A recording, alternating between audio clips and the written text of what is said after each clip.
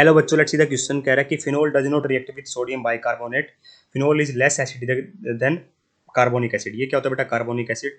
तो ये बात बेटा बिल्कुल सही लिखी हुई है। देखिए एक्चुअली में H2CO3 है ना बेटा, कार्बोनिक एसिड होता है। अब इससे जो कम एसिडिक होंगे बेटा, जो कम एसिडिक होंगे, ठीक है, लेस एसिडिक देन दिस ना, ठीक है, वो क्या होते हैं बेटा? मेरे सोडियम बाइकार्बोनेट में सोल्यूबल नहीं होते। Do not soluble in sodium bicarbonate, या फिर ऐसे बोल सकते हैं रिएक्ट नहीं करते सोडियम बाइकार्बोनेट के साथ, ठीक है,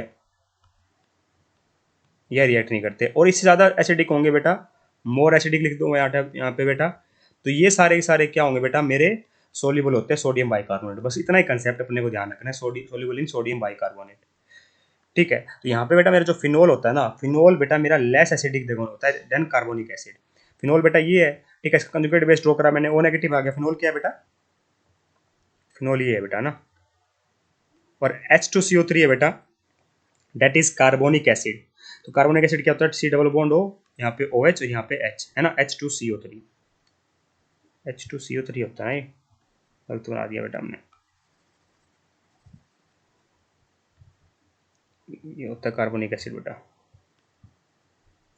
सी डबल बॉन्ड ओ, यहाँ पर आएगा बेटा मेरा OH और यहाँ OH, ये होता है। तो ये बेटा ज़्यादा एसिडिक होता है एज कम्पेयर टू मेरे, क्योंकि इसमें बेटा कंजुगेट बेस स्ट्रोक करोगे तो इस तरीके से बेटा दो दो जगह क्या कर रहा होता है मेरा, दो दो बार ऑक्सीजन ऊपर नाइट्रोजन जा रहा होता है। तो ये फिनोल से ज़्यादा एसिडिक होता है बेटा मेरा। अगर फिनोल से ज़्यादा एसिडिक होगा कार्बोनिक एसिड, मतलब फिनोल कम एसिडिक है बेटा कार्बोनिक एसिड से, तो इसका मतलब बेटा ये सोल्यूबल नहीं होगा सोडियम बाइकार्बोनेट में, या फिर रिएक्ट नहीं करेगा।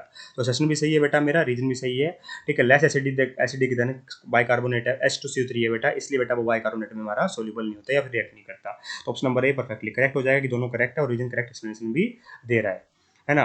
तो दो इसलिए इनकरेक्ट हो गया, कह रहा है कि रीजन करेक्ट एक्सप्लेनेशन दे रहा। थर्ड और फोर्थ इसलिए इनकरेक्ट हो गया क्योंकि दोनों स्टेटमेंट हमारी परफेक्टली करेक्ट है। I hope you understand the answer. Option number 1 is correct here. Thank you so much.